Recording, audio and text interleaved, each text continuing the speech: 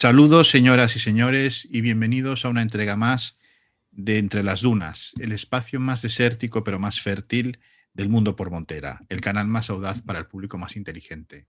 Espacio que, como todos ustedes saben, dedicamos a nuestro querido amigo don Carlos Paz, experto en geopolítica, en Oriente Medio y escritor prolífico, autor de una obra imprescindible para entender el Islam y todo lo que sucede por aquellos lugares, que se llama Descifrando el Islam, del cual encontrarán los datos en la descripción de este programa, y colaborador nuestro habitual. Carlos, feliz año nuevo, bienvenido, ¿cómo estás? Pues feliz año nuevo también para ti y para todos nuestros oyentes. Muy bien, hoy 3 de enero, pues vamos a lo nuestro, que es hablar de Oriente Próximo después de estas fiestas que ha habido de todo y a espera de los Reyes Magos, que es lo que nos gusta. Claro que sí. Ayer fue el día de la toma de Granada, el día de la toma de Granada, que, bueno, pues los mismos que luego van a darse un morreo pues con Netanyahu celebran la toma de Granada, lo cual no deja de ser bastante asombroso, ¿no? Pero bueno, vivimos en un país pues de paradojas, ¿no? De paradojas curiosas. Y nada, hoy te tenemos aquí pues para poder hablar, yo creo, de un tema que es de absoluta actualidad, que es lo que está pasando en la República Islámica de Irán. Lo que está pasando, porque una cosa es lo que pasa y otra cosa es lo que nos están contando los medios de la gusanera mediática, como dice Juan Antonio Aguilar. ¿Qué nos puedes comentar al respecto? Pues vamos a hablar de lo que pasa y luego vamos a poner los puntos sobre las sillas a esas gentes que dicen lo que les gustaría que pasara, que es enormemente diferente. Lo que está pasando en Irán es algo que pues algunos veíamos, tú, yo, algunas personas más que conocemos aquel área, puesto que existe básicamente una malísima situación económica. Por dar algunos datos, pues estamos hablando de una devaluación de la moneda del 60 y tantos por ciento, de una inflación del 40%, sobre una situación económica que ya venía siendo mala por las sanciones que sufre Irán, por todas las circunstancias que han rodeado a Irán, aquella guerra en junio de los 12 días con Israel, llovía sobre mojado y ha hecho que la situación económica sea desastrosa. Es enormemente preocupante la situación de un país que es rico en recursos, que podría tener una situación económica normal, pero lo que sucede es que desde el primer día en que se instaló la República Islámica, que triunfó la Revolución Islámica del 79, no ha conocido 3 meses seguidos en donde no haya tenido sanciones o periodos de guerra. La guerra con Irak, la guerra de la defensa sagrada, o los continuos ataques de grupos terroristas, el ataque de Israel de junio, las sanciones, que no son estas las primeras ni mucho menos. Irán viene sufriendo sanciones económicas desde muy largo tiempo atrás. Ahora, en los tiempos contemporáneos, en los tiempos actuales, Irán va, bueno, sabiendo solventar la situación de las sanciones, creando nuevos mercados con la India, con Rusia, con China. En ese aspecto no es tan grave, pero lo que ha sucedido es que desde el asesinato del anterior presidente del gobierno, de Raisi, creo que fue un asesinato, se quedó como un accidente, según establece la constitución iraní, se produjeron unas elecciones, porque hay elecciones, hay constitución, hay partidos políticos, y salió elegido el señor Perseskian, que pertenece a la formación que es denominada reformista.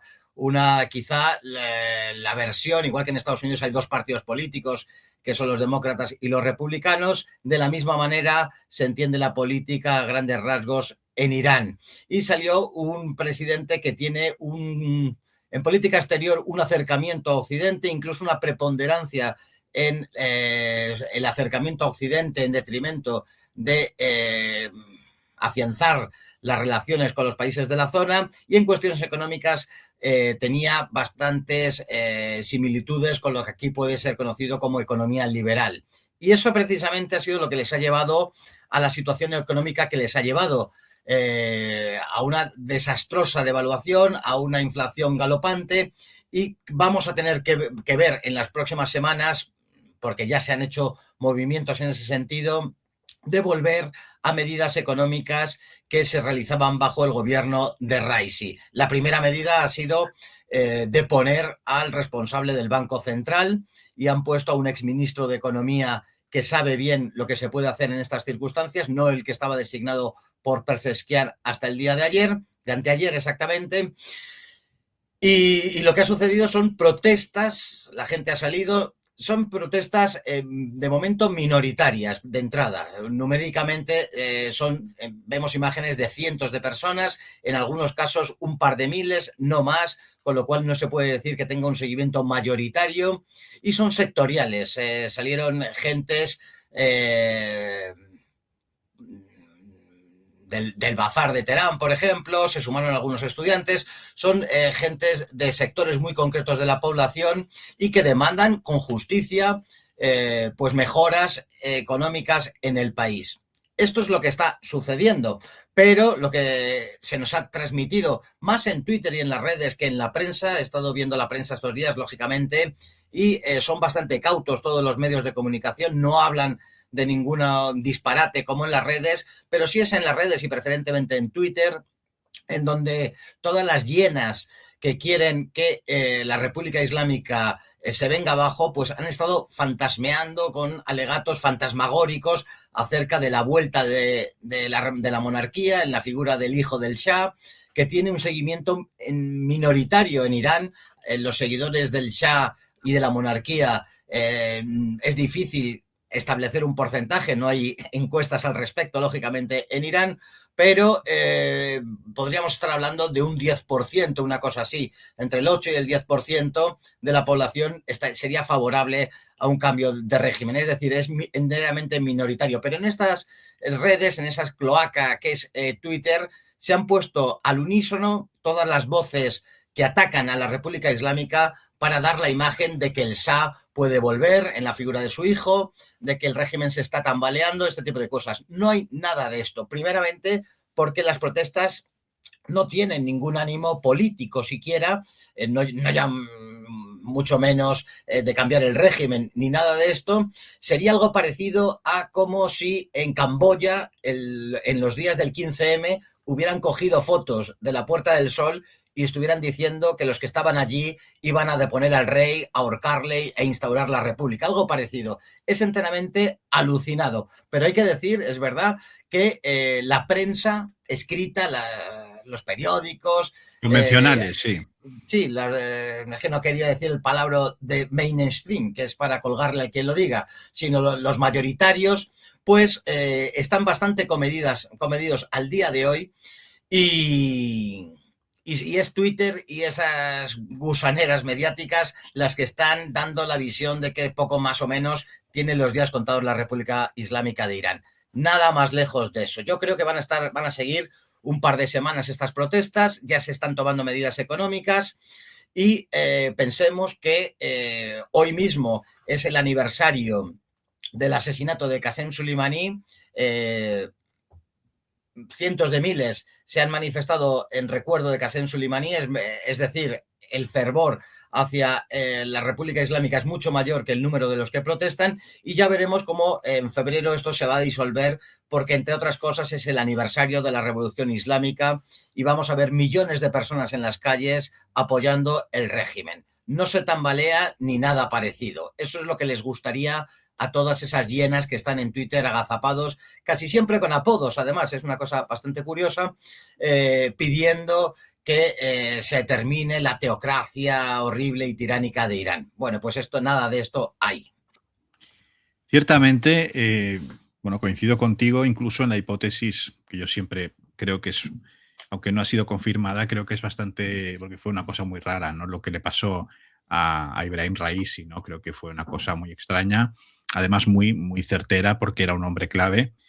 Y que además llevaba el país pues bien, o sea, por una vía económica pues que podía sortear las sanciones y con bastante solvencia, más era un jurista y demás. Y este Pezeshkian, pues bueno, los que hemos tenido contacto con gentes de por allá y tal, ya decían pues que era un hombre pues blando, lánguido y que podían haber circunstancias complicadas, ¿no? Sobre la República Islámica de Irán podríamos decir algo que es curioso, pero siempre se dice sobre su antagonista, ¿no?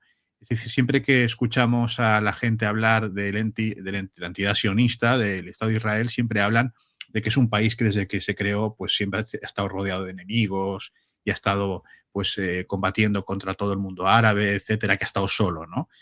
Pero también podemos decir, y no sin falta de razón y de acierto, que la República Islámica de Irán, desde su proclamación oficial el 1 de abril del 79, después del referéndum, pues es un país que ha estado también completamente atacado por tierra, mar y aire, empezando por la guerra de Saddam Hussein, apoyada entonces por todos los, cuando Saddam era amigo de los yanquis, pues bueno, es un país que lleva sometido a una presión económica, financiera, a todos los niveles, pues impresionante, ¿no? Por lo tanto, no es la primera vez que hay problemas económicos en Irán, y los propios iraníes que apoyan el sistema, que lo reconocen, que tienen problemas graves económicos y que hay que dar una solución a la gente, ¿no? Por lo tanto, no es algo que tampoco oculten con propaganda, y te lo reconocen. Entonces, creo que esto vale la pena dejárselo claro a nuestros espectadores, que digamos que no lo niegan, que tienen problemas internos, tienen problemas de gestión económica. El tomam, el real iraní, está por los suelos y evidentemente la gente está cabreada. Yo creo que esto se entiende y bueno, esto claro, aprovechan que el Pisuerga pasa por Valladolid, pues para decir, pues ha salido Trump, ¿no? Diciendo que si empiezan a reprimir a los manifestantes, pues actuarán y tal. ¿Cómo ves estas bravatas del presidente del imperio? Aquí estamos viendo una batalla de narrativas, una narrativa en la cual me establecería yo y otras mucha gente que intentamos contar lo que pasa para poder explicar lo que sucede en esta ocasión en Irán, y otras narrativas que proyectan sus deseos. Cuando decimos que toda esa cloaca de Internet y las gentes ya habituales a atacar a la República Islámica de Irán están pues calentando la situación, distorsionando la realidad y arrimándolas con su sardina, no es que lo diga Carlos Paz, sino es que se ha pronunciado Trump al respecto, se ha anunciado claro. Netanyahu, se está hablando de opositores en las calles. No hay opositores en las calles, son gentes que tienen dificultades económicas y que las están manifestando con protestas enteramente legítimas, por supuesto, sí. faltaría más. Y estas gentes que han llegado a apoyar a grupos terroristas como el MEK, los mujahidines del pueblo iraní, que tienen 1.700 muertos a sus espaldas, que hace 2 años y medio produjeron, más allá de los asesinatos que han cometido, un levantamiento en la ciudad de Tabriz, o han llevado a cabo asesinatos selectivos, a Occidente me refiero, a Estados Unidos, con el asesinato de Qasem Soleimani, de científicos vinculados al plan nuclear, al plan atómico y cosas de este tipo, pues están intentando constantemente soliviantar a la población para que se levante. Saben que frontalmente, de manera militar, es imposible sojuzgar y derrotar a la República Islámica de Irán, pero lo que intentan es alimentar, azuzar las divisiones étnicas, las divisiones políticas, religiosas, de cualquier carácter. De ahí todas las narrativas que nos dicen que se persigue a los cristianos, que es falso, las cuestiones de la mujer, todo lo que se organizó en torno a Mahsa Amini y la repercusión que tuvo en Occidente, que no fue lo que aquí se nos contó, pero sirvió para intentar meter una cuña de división dentro de Irán. Lo veremos en las cuestiones étnicas, en el Baluchistán y en otras zonas. Pensemos que Irán, solo el 65% de Irán son persas, existen multitud de pueblos, lenguas diferentes a las persas, van a intentar dividirlo por ahí, van a intentar la división interna. Las declaraciones, lo que me preguntas, pues ha llegado a decir Donald Trump, por ejemplo, que apoyarían militarmente si hay una sublevación. No hay nada de eso, es enteramente una bravuconada, es echar más leña al fuego, es intentar generar esa idea de que hay problemas internos en Irán, que los hay, pero no de la magnitud que nos quieren dar a entender. Unos problemas, una cosa es que haya problemas económicos, como los hay en España. Tampoco nos tenemos que ir a Jurasán para ver problemas económicos y gente que no llega a fin de mes, pero en Irán están agravadas esta situación. Y otra cosa muy diferente es que haya millones de iraníes que quieren terminar con la República Islámica y cambiar de régimen. Esto es enteramente diferente. Pero Estados Unidos e Israel, con sus máximos mandatarios al frente, están instigando a que esto se produzca. Y esto, en parte, lo que está produciendo es que pequeñísimos grupos organizados de delincuentes, de alborotadores, de gente que quiere pescar en río revuelto, pues esté cometiendo algunas tropelías, prendiendo fuego a algunas zonas de las calles y este tipo de cosas. Pero la realidad es otra muy diferente y día a día lo vamos a ir viendo cómo estas protestas van a ir a menos. Ahora se nos está diciendo que van a ir a más. Yo creo que en esta semana, en la entrante, sobre todo, van a ir bajando, seguirá el malestar, seguirán las protestas, pero se va a ver, se va a caer la careta y se va a ver que no hay nada político detrás de todo esto.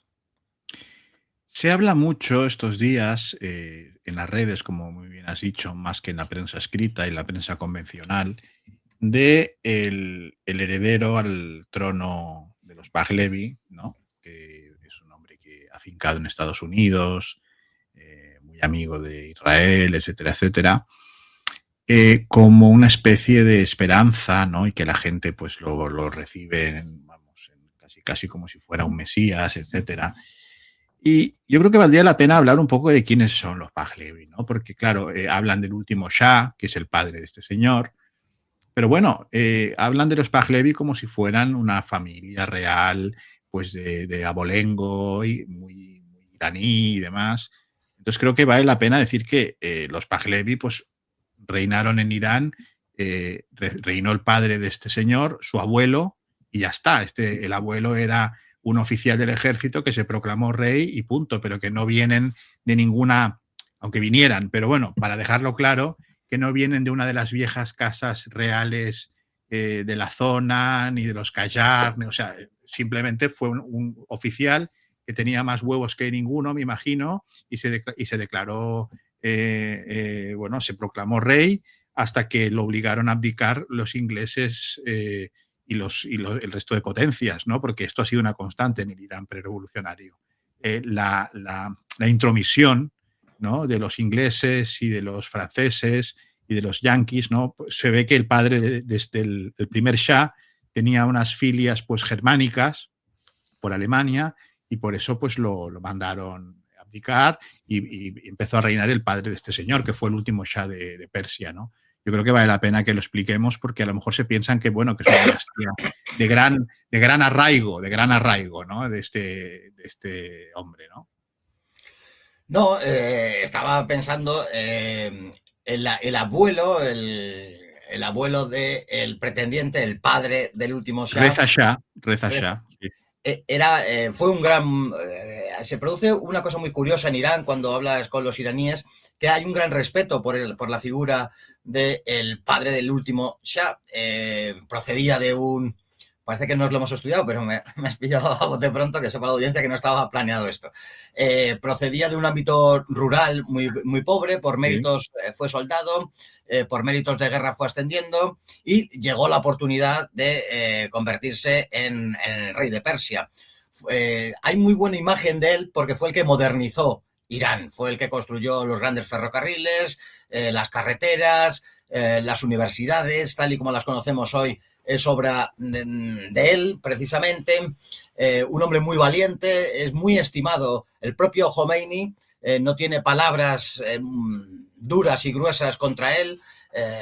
Dijo que era muy orgulloso o algo parecido, pero no la gente de Irán, de todo pelaje, favorables a la República Islámica, neutros, en contra, tienen un buen recuerdo de esa persona porque precisamente pues eso fue la modernización de Irán y tanto en cuanto es así pues es muy bien recordado, pero no pasa eso con su hijo, con el último Shah. Exacto. O sea, el abuelo tenía unas pelotas como el caballo de Espartero. Era muy y eso valiente. Eso se lo reconocen. Por eso he dicho que el tío se proclamó, pero que era un oficial, o sea, que era un oficial sencillo del ejército, o sea, que no es... hemos dicho lo mismo, ¿no? Exacto. Sí. Cuando se leen sus acciones de guerra, era un hombre enormemente valiente, no me acuerdo cómo le llamaban, creo que tiene el sobrenombre de ametralladora o algo parecido, Sí. porque en varias ocasiones pues él solo se lanzaba en el frente con una ametralladora contra el enemigo. Y querido Carlos, si no tengo mal entendido, era un gran admirador, con matices, de Ataturk. Era un gran admirador de Ataturk por el tema de la modernización de Turquía, pues él al estilo, al estilo iraní, pero pretendía una modernización similar, me refiero, de infraestructuras, en fin, de todo lo que pues, hace que un país sea considerado moderno, ¿no? O sea, no era igual tan laicista como Ataturk, pero tenía estas veleidades. Y bueno, y luego no era republicano porque se proclamó rey, ¿no? O sea, de Persia, ¿no? Sí, es una figura que desde aquí recomiendo a todos que hay algo publicado en español. Estoy recordando, yo leí las memorias de una hija suya, muy interesantes. Y ahí lo que me pregunta es si esa modernización viene por ese acercamiento a Mustafa Kemal, a Ataturk, cómo modernizó el creador de la República Turca, que cambió el alfabeto por el alfabeto latino, prohibió las vestimentas tradicionales turcas por los usos y costumbres europeos, etcétera, etcétera. Y eso le atrajo mucho, tuvo una buena incluso relación personal, pero ahí quizá eso conllevó a que haya un aspecto que a lo mejor no gusta mucho dentro de la actual República Islámica, que es precisamente, él no era una persona religiosa, el hijo sí era religioso, pero el padre no tenía un fervor religioso e incluso prohibió, realizó varias disposiciones antirreligiosas, si se quiere, tanto en cuanto prohibió el hijab, intentó prohibir el hijab y cosas de este tipo, y eso en los días que corren en Irán pues no está muy bien visto, lógicamente. Pero todo ese acercamiento a la figura suya por parte de la población iraní viene por esa modernización y esa relación con la Turquía de Ataturk que le obnubiló al ver cómo transformaba lo que quedaba de aquel califato otomano, de la nueva República Turca, y le imitó en gran medida, amén de las veleidades progermánicas que tuvo Irán. De hecho, el nombre de Irán se cambió bajo su reinado, que significa tierra de arios, sé que suena muy mal, pero es su traducción, por el de Persia, el histórico nombre de Persia. Bajo su reinado también pues hubo figuras enormemente atractivas, interesantes, que Occidente debería conocer, como es Mossadegh, que Mossadegh. nacionalizó los recursos, una figura antibritánica profundamente, siempre intentó Rusia y el Imperio Británico conquistarlo. De hecho, lo llegaron a hacer en el año 41, por ejemplo, en plena Segunda Guerra Mundial. Lo invadieron, de eso no se habla absolutamente nada. Por eso se partieron el país, sí, sí. Por eso en el 43 la conferencia de Teherán es en Teherán, porque la tenían invadido, no porque Exacto. se les ocurriera hacer una conferencia en Teherán.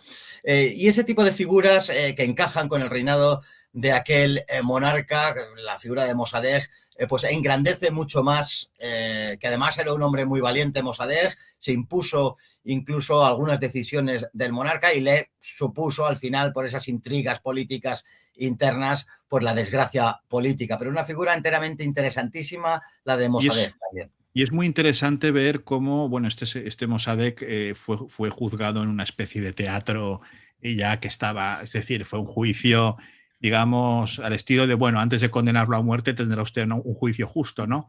Que es aquella frase, ¿no?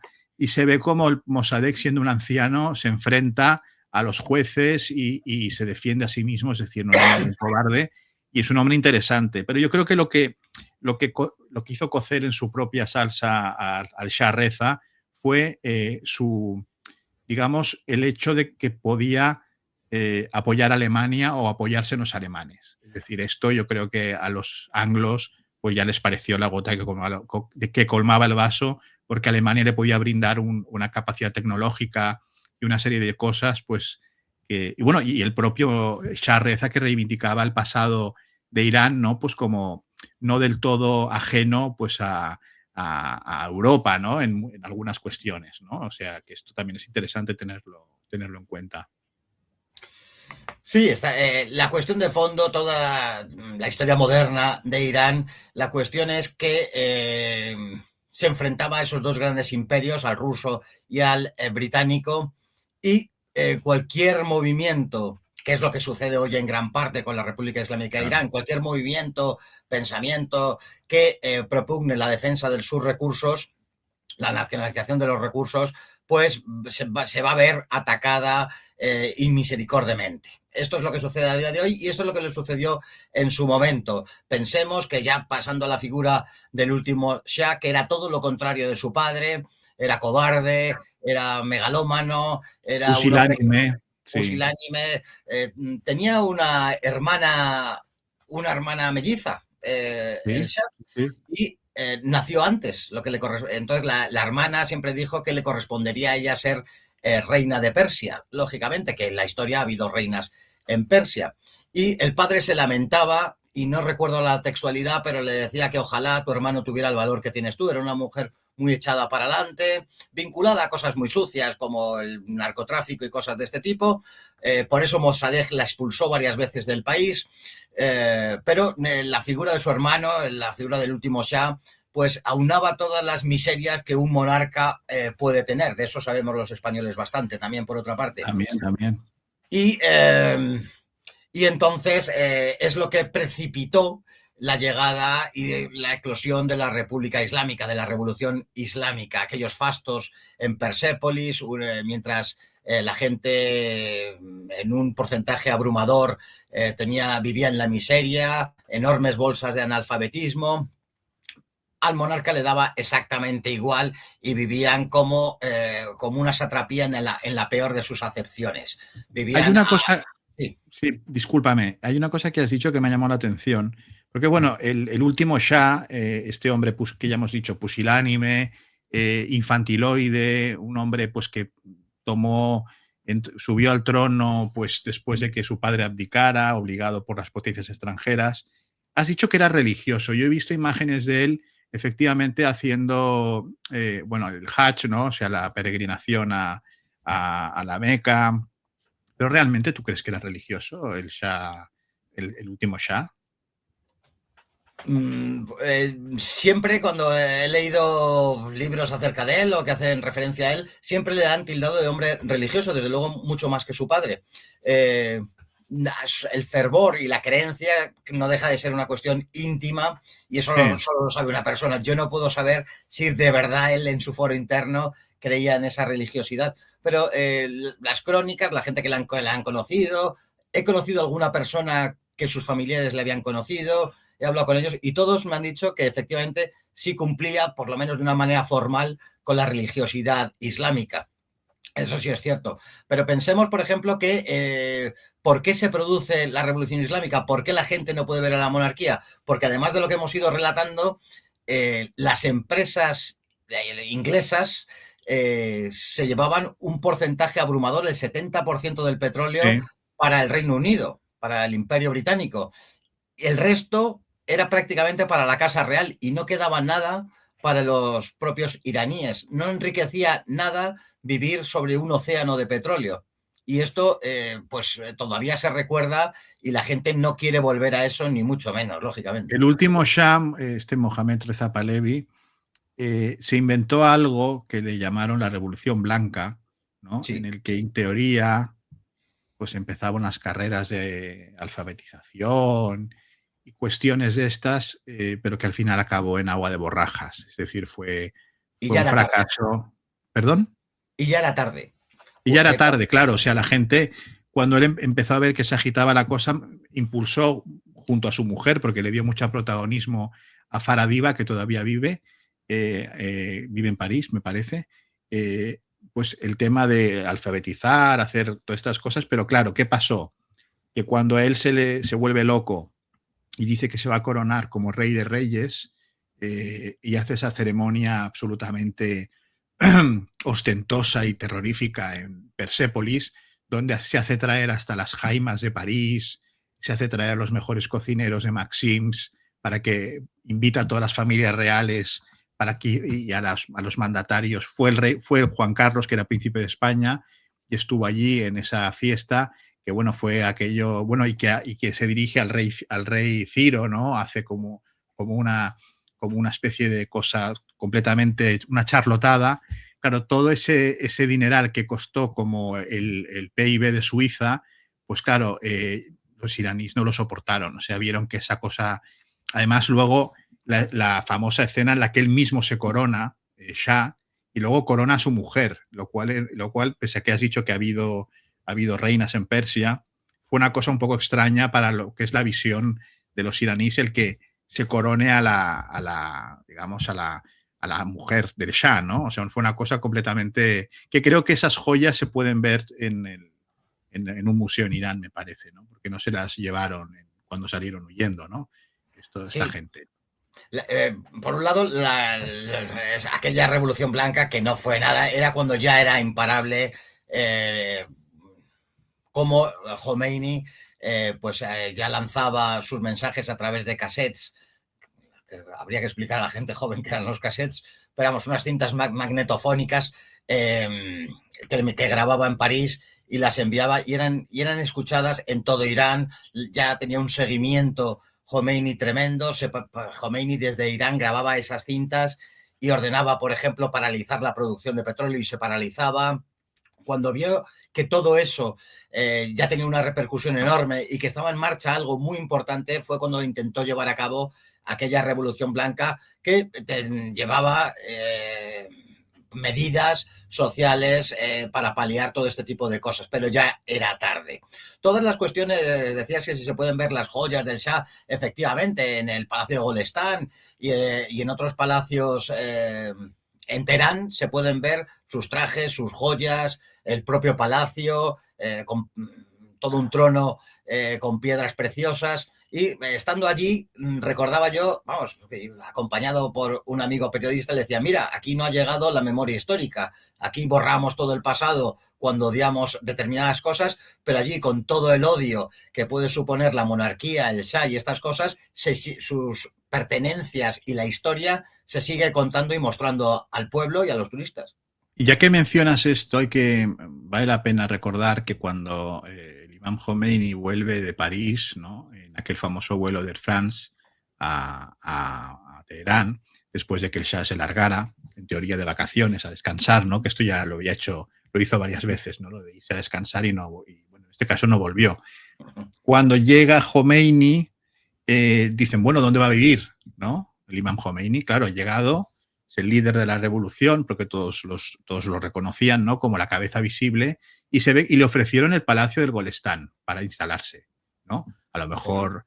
Y Khomeini dijo que no, que iba a instalarse, que iba a buscar una casa y le alquiló una casa normal y corriente a un amigo, y ahí fue donde vivió. Claro, esto chocaba mucho con el estilo de vida de los mandatarios persas, que siempre había tendido, porque siempre dicen que a los árabes les pierden las mujeres y a los persas el lujo, ¿no? Esto es una cosa que cuentan cuando vas por esos países, siempre te dicen, a nosotros el lujo persa, el bazar, sí, y a los árabes las mujeres, ¿no? Entonces, claro, ver a un hombre de esa austeridad casi cartuja, ¿no? Que tenía Khomeini, pues les llamó mucho la atención, ¿no? Porque se fue a una casa que tú debes haber visitado también, ¿no? Donde vivió hasta que murió, que era una casa normal, como la casa que tenía en Qom, ¿no? Era una casa, pues, completamente convencional, ¿no? O sea, no aceptó, digamos, instalarse en el lugar de poder que había dejado el Shah, al menos en el lugar físico, ¿no? Yo en ese aspecto quizá me parezco más a los árabes, dicho todo. Pero el lujo no me interesa nada, pero el otro a lo mejor, pues uno Tú eres tiene un más hombre que... sobrio. Tú eres un hombre sobrio, Yo soy Carlos. yo soy sobrio en general, pero todos tenemos, pues, Sobrio talones de... menos para las señoras, menos para las señoras. Bueno, Exacto. nunca, porque nunca se echa de... Depende de la señora en cuestión, pero... En fin, dicho esto, pueden dejar sus mensajes las señoras al final del Por programa. favor, dejen sus mensajes y sus apreciaciones, por favor. Sí. Pero bueno, hay que meter un poco de humor. La austeridad no solamente de la persona de Khomeini, que por supuesto, además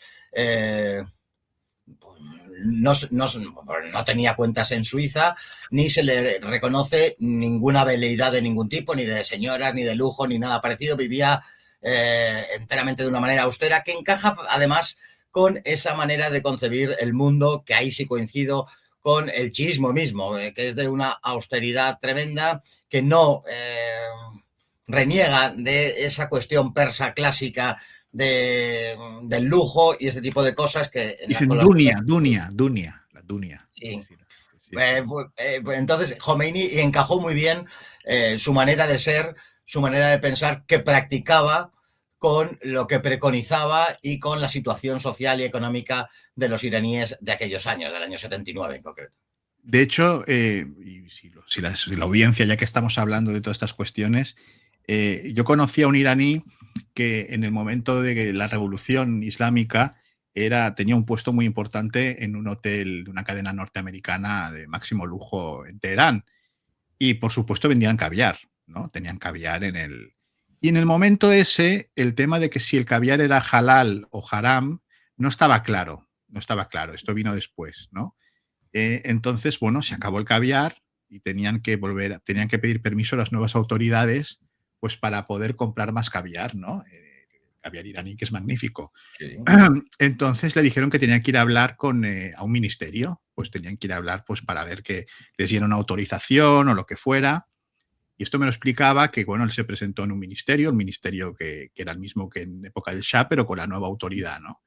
Entonces, claro, llega el mismo despacho, estilo francés, barroco, ¿no? Con toda esta cosa que hemos hablado de lujo. Y le dice, ahora pase que el ministro le va a recibir, el nuevo encargado revolucionario de estas cuestiones, ¿no? Entonces, pues hay un escritorio donde siempre había hablado con el ministro de turno o el encargado y no había nadie sentado. Entonces dice, bueno, ¿dónde está el ministro? Y mira en una esquina y ve una alfombra y a un señor mayor con un turbante, con una barba, sentado en el suelo. Dice, no, dice, con quien tiene que hablar es con él, que él es el que le tiene que autorizar. O sea, no se había ni sentado en el escritorio y efectivamente en ese momento no le dio ningún permiso para comprar más caviar, porque todavía no se había visto lo de la escama famosa y todo eso. Y nada, y el hombre pues no compró caviar y durante unos años y no pasó absolutamente nada. Por lo tanto, digamos que la revolución tuvo estas cuestiones en la vida de los iraníes, pues que tienen su punto, ¿no? Claro, entrar esperándote pues en esas sillas que a lo mejor las habían traído de Francia, pues se encontró un señor en el suelo con un turbante y el haba, ¿no? Y la capa, pues sentado, pues leyendo el Corán o cualquier cosa de jurisprudencia, ¿no? O sea que hay estas anécdotas de cómo se creó la República Islámica de Irán. Así es. Añadir a todo lo que está sucediendo, me vienen cosas a la cabeza, no planeamos los programas, que no se va a aceptar, estaba hablando que no tienen unas veleidades políticas estas protestas, pero es que además, conociendo al pueblo de Irán, no se va a aceptar nada que venga desde fuera. Una imposición exterior no se va a aceptar ni aunque entendieran que fuera positiva. Tienen que ser ellos los que realicen este cambio, si es que lo va a haber, que no lo va a haber, lógicamente. Pero esto es importante para entender la psicología de Irán. No se puede imponer un cambio desde fuera y ese cambio nunca va a ser bien acogido si es que se produjera por una fuerza militar. Porque son muy nacionalistas y no quieren, incluso los que no ven con buenos ojos a la República Islámica, el hecho de tener que bajar la cabeza ante Israel, ante Estados Unidos, no les acaba, salvo los que son muy fanáticos y tienen algo que trincar, no les gusta el tema este. Eso es algo que la gente a veces no piensa, ¿no?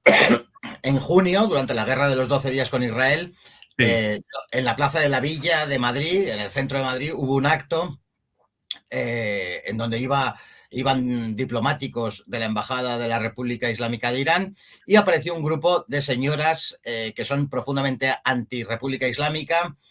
De hecho, había habido un conato una semana antes en un acto del embajador y había habido enfrentamiento casi físico con esas gentes y vinieron a apoyar a Irán, independientemente del gobierno y del régimen político que existe. Vinieron con sus banderas iraníes y vinieron a apoyar a Irán, cosa que les loa y cosa que envidiamos muchos españoles, la verdad. Así que exacto, prevalece el sentido nacionalista frente a lo ideológico. Claro. Esto es algo que no se, porque es que no se explica, pero evidentemente son gentes que, bueno, pues están en su derecho, ¿no?, de no compartir, ¿no? Se sienten que están exiliados, que es un país que no es el que ellos querrían o tal, pero ante todo son iraníes. Entonces, claro, no soportan ver que que pueden bombardear cuando les dé la gana, ¿no? Como están amenazando ya, ¿no? Con bombardear y con hacer las mil y una, ¿no? Ven a Trump diciendo que van a intervenir y esto los iraníes no lo soportan y no lo llevan bien.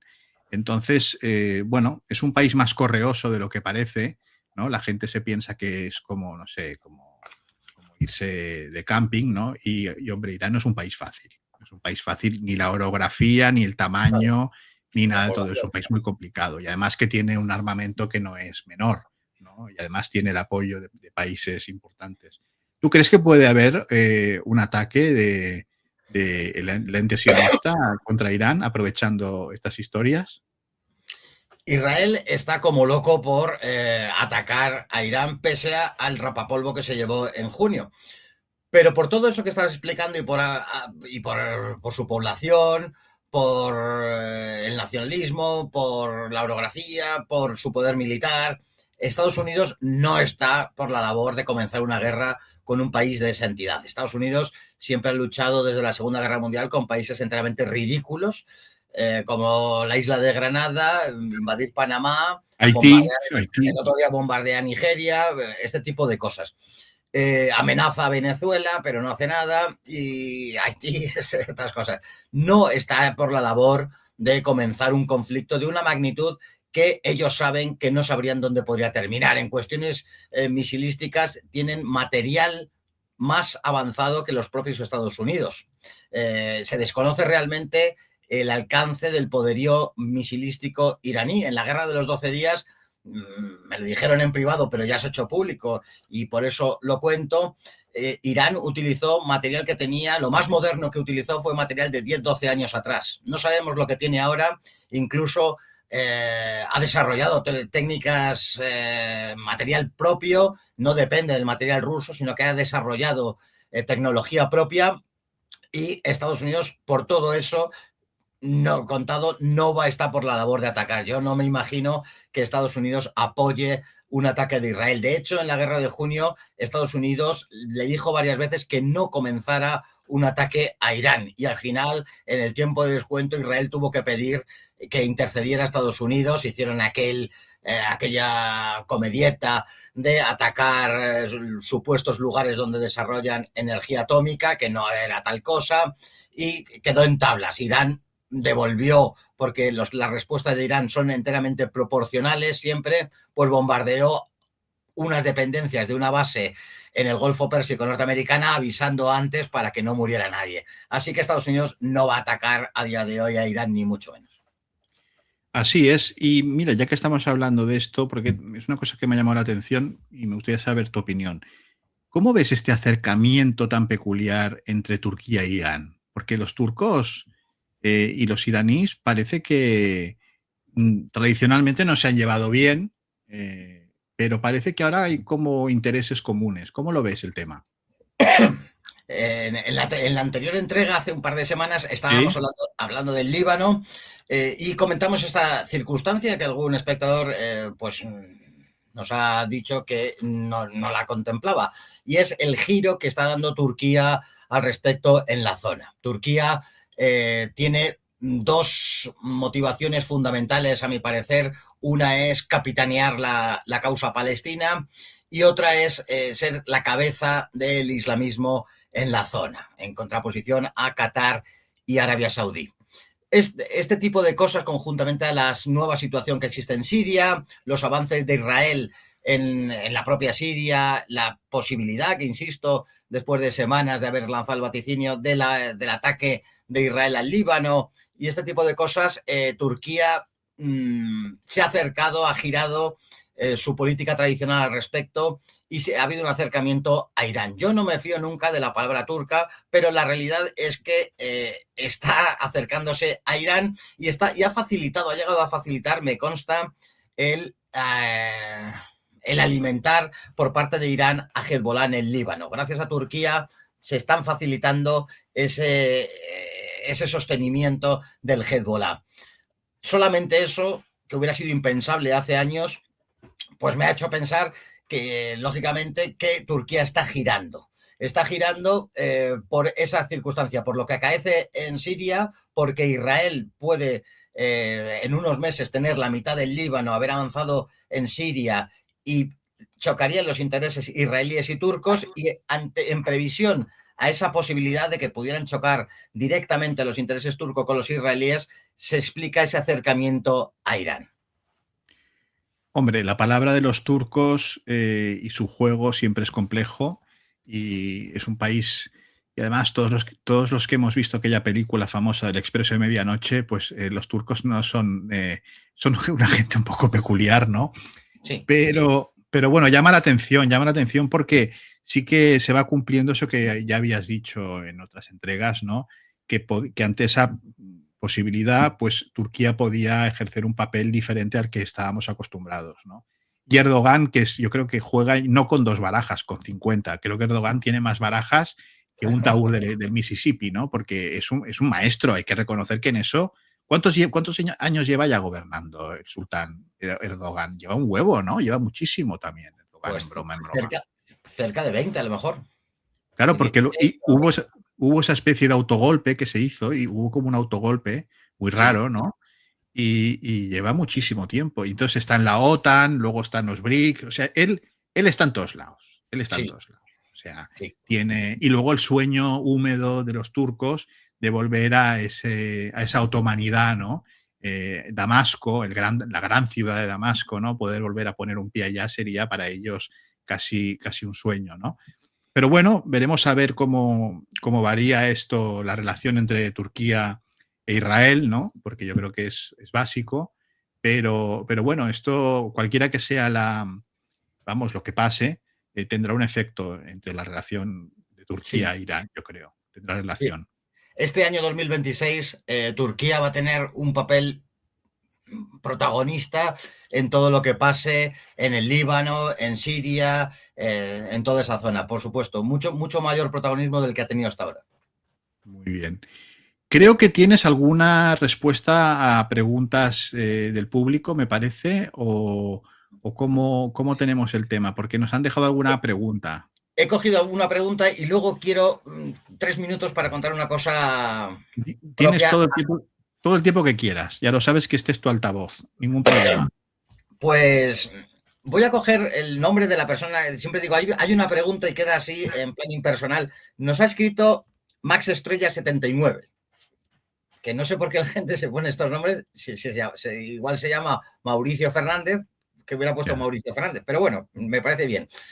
Pues Max Estrella nos pregunta acerca de qué evolución, cuál es la situación real ahora del Kataeb, de las falanges libanesas, de las milicias cristianas en el Líbano. Y me pareció una pregunta muy interesante e intentaré sintetizarla.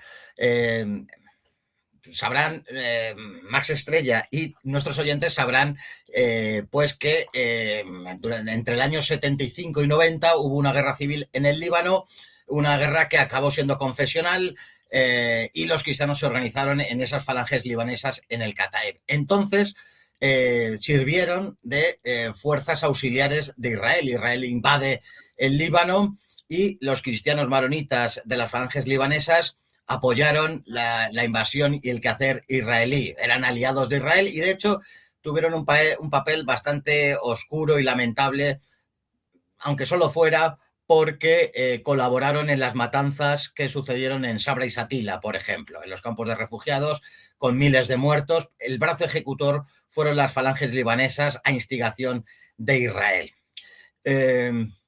Aquello terminó, ya estaba un poco olvidado, aunque todavía, incluso en las calles de algunas ciudades, en la primera, en Beirut, se pueden ver edificios todavía afectados por aquella guerra. Algunos lo han dejado a posta para recordar lo que significó la guerra civil aquella del 75 al 90. Todas las milicias, hubo un acuerdo que se hizo, curiosamente, en una ciudad saudí, en Taif. Los acuerdos de Taif establecieron, entre otras muchas cosas, que desaparecieran las milicias, que todos los partidos tenían sus milicias y fueron estas desarmadas, menos las de el Hezbollah, que a día de hoy sigue existiendo y con gran fuerza y nos van a dar que hablar en los próximos meses. Pero toda la evolución hasta aquí, pues todo lo conocido Y yo creo que hay muchos analistas y gentes que son muy listos que se han quedado en este análisis, pero no han vuelto por allí, no han leído nada, no saben nada y esto ha cambiado profundamente, que es la respuesta que le voy a dar a Max Estrella 79. Pues muchos cristianos cambiaron su manera de percepción de la política libanesa. La política libanesa, a grosísimo modo, se divide entre los prosirios y los antisirios. Todas estas milicias cristianas eran antisirias, pero los sucesivos ataques de Israel, la situación de la propia Siria, de la guerra que sufrió desde el 14 al 24, desde el 11 al 24, todas las tensiones con Irán, todo esto ha hecho cambiar enormemente la relación de fuerzas en el Líbano. Y muchísimos cristianos pues no forman parte de ese bloque antisirio, sino que incluso cristianos de a pie y algunos militantes antiguos del Kataeb están apoyando a Amal, a Hezbollah, al otro bloque.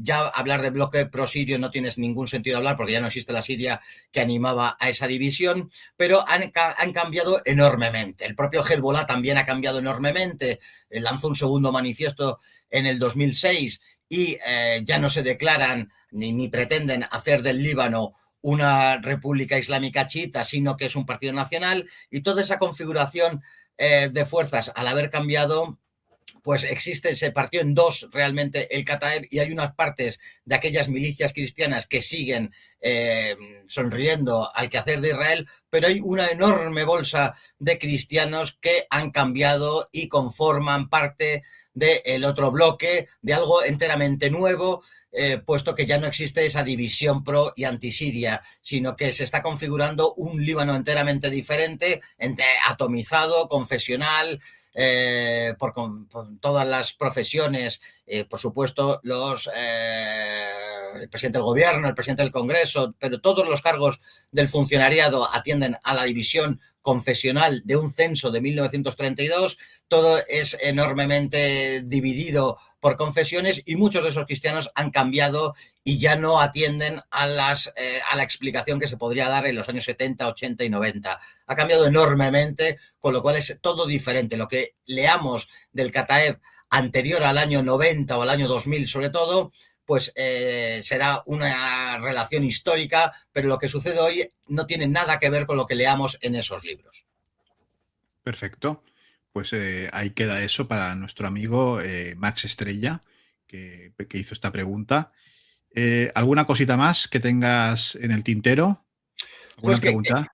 No había alguna pregunta más, pero la dejaremos para siguientes entregas. Quería, dado el día que es hoy, que dentro de 3 días es la festividad de los Reyes Magos, pues que habláramos 5 minutos de los Reyes Magos, porque enlaza con el tema central del programa de hoy. Los Reyes Magos eran de Persia, eran iraníes, no eran magos. En los textos no se dice, en nuestro Nuevo Testamento no se dice no se dice el número ni los nombres, pero curiosamente sí aparecen referencias en el mundo iranio de 3 hombres sabios astrólogos que fueron a Occidente. Nosotros llamamos los magos de Oriente porque era esa zona desde Babilonia para el este, era el Oriente, y hoy se sabe o se cree de manera mayoritaria que eran astrólogos, sabios, religiosos, todo conjunto, no había esa división que existe hoy del saber, zoroastrianos. Zoroastro, sí.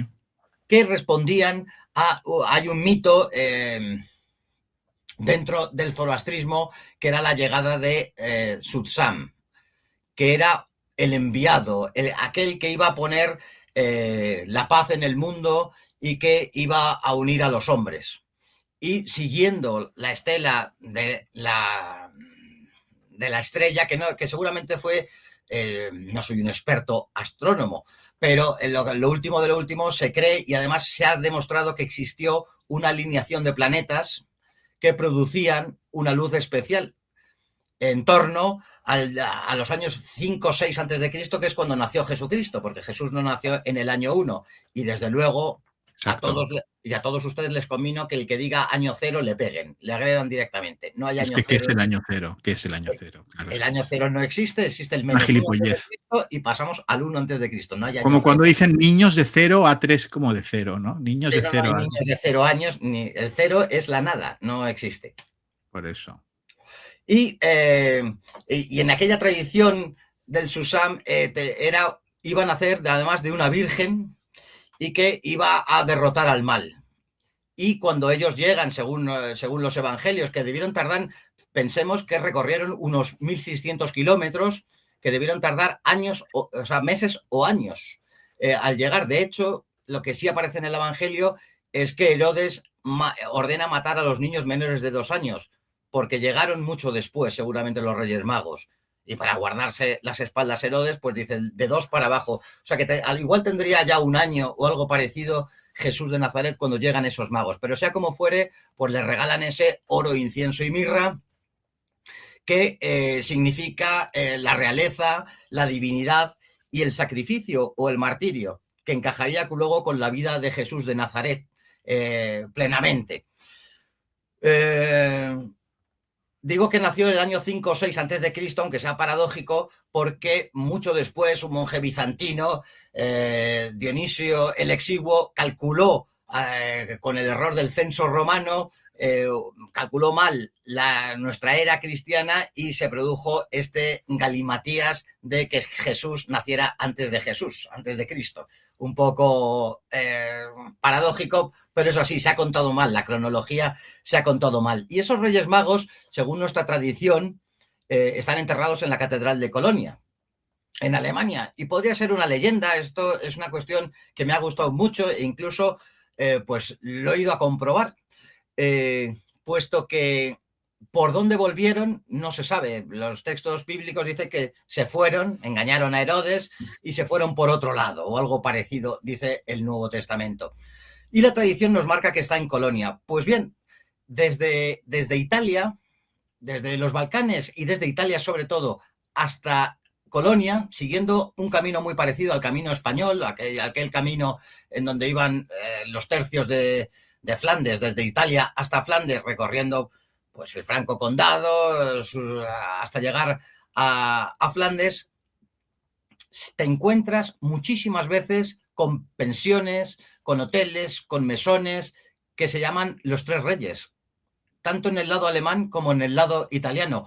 Cuando tú preguntas, perdone, ¿por qué se llama I Tre Re este sitio, los Tres Reyes? Te dicen, no lo sé.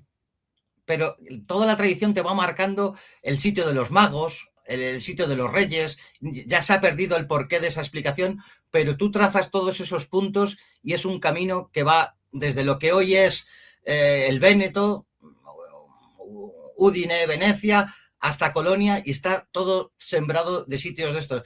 Es decir, la tradición encaja con lo que hoy nos encontramos. Hay otras fuentes iraníes que dicen que están allí enterrados. Los propios nombres, que no aparecen en la Biblia, de Melchor, Gaspar y Baltasar, son nombres de origen iranio. Hay nombres en lenguas iranias muy parecidas a Melchor, Gaspar y Baltasar.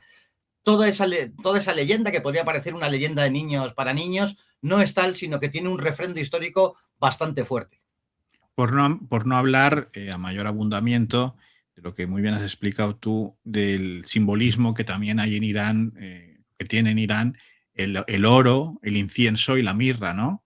Que son, vamos, objetos, son artículos pues que tienen una gran importancia tanto en los esponsales como en otros rituales, ¿no? El incienso sobre todo también, y la mirra para morir, a la hora de morirse y esas cuestiones, ¿no? Que todo encaja, como muy bien dices. Pero bueno, gracias por compartir este punto, porque me parece interesantísimo, y ya que estamos casi pues llegando a esta festividad de los Reyes Magos, que algunos se quieren cargar, por cierto, pues vale la pena pues, que nuestro público, pues si no lo sabía, pues que tenga claras estas cuestiones, ¿no? O sea, y que fantástico. Y que es curioso que en España se haya mantenido esta festividad. Esas cosas de regalar se hacen en otras fechas en el resto del mundo cristiano. En Italia tienen, no me acuerdo cómo se llamaba, es una bruja. La Befana. La Befana, efectivamente. Sí.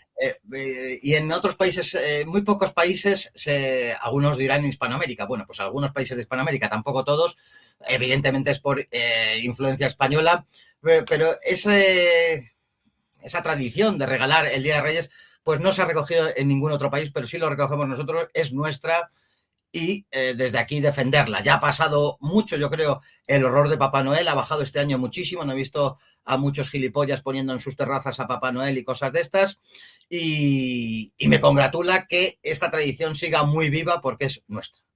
Es nuestra, así es. Pues así. Querido Carlos, muchísimas gracias, como siempre, por compartir tu sapiencia y tu capacidad de análisis con nosotros, y seguiremos esos acontecimientos muy de cerca. Invitar a nuestro público a que ponga sus preguntas y en la medida que se pueda, pues don Carlos Paz les irá dando respuesta, porque yo creo que es importante, ¿no?, poder tener esta interacción, ¿no?, con la gente, con nuestros amigos que nos ven. Y nada, desear que te traigan muchas cosas los Reyes, que se porten bien. Tú eres una buena persona, o sea, seguro que te van a traer muy buenos regalos, muchos libros. Y también quiero invitar a nuestra audiencia, aparte de que compren el libro de Descifrando el Islam, a que sigan a Carlos Paz en Twitter, en X. Yo debo reconocer aquí públicamente que uno de los motivos que me tiene en X es poder tener cada lunes un libro. Esto me gusta mucho. Es un regalo que hace Carlos Paz a los que estamos en Twitter, que cada lunes recomienda un libro que es muy interesante. O sea que desde aquí lo recomiendo vivamente. Que sigan a Carlos Paz, lo encontrarán enseguida, pongan Carlos Paz y verán que sale él. O sea que sigan en X y bueno, se lo pasarán bien. Con un lunes un libro. O sea que fantástico. Carlos. Así es, así es. Yo creo que Perfecto. es buena. Un día también vamos nosotros en este programa. Con esto de los libros, un lunes un libro, llevo ya 3 años y lo vamos a hacer un día aquí recomendando libros sobre determinadas temáticas de Medio Oriente, la religión, la cultura, la historia. Puede estar bien. Puede estar muy bien, exactamente. Y tú tienes, vamos, para recomendar 6 años, porque tienes allí toda tu biblioteca alejandrina, o sea, que fantástico. Pues nada, que te traigan muchas cosas los Reyes y que lo pases muy bien en familia. Muchísimas gracias. Un abrazo a todos. Y a todos ustedes, señoras y señores, darles las gracias por habernos visto. Recordar que pueden colaborar con el canal vía Bizum, vía PayPal, entrar en Telegram en @elmundopormontera, seguirnos en X en @mgmonte y, por favor, sigan a Carlos Paz en X, que se lo van a pasar muy bien y podrán comprar libros que no les van a dejar indiferentes. Y muchas gracias por haber querido conectar una vez más con Entre las Dunas, el espacio más desértico pero más fértil del mundo por Montera, el canal más audaz para el público más inteligente. Buenas tardes.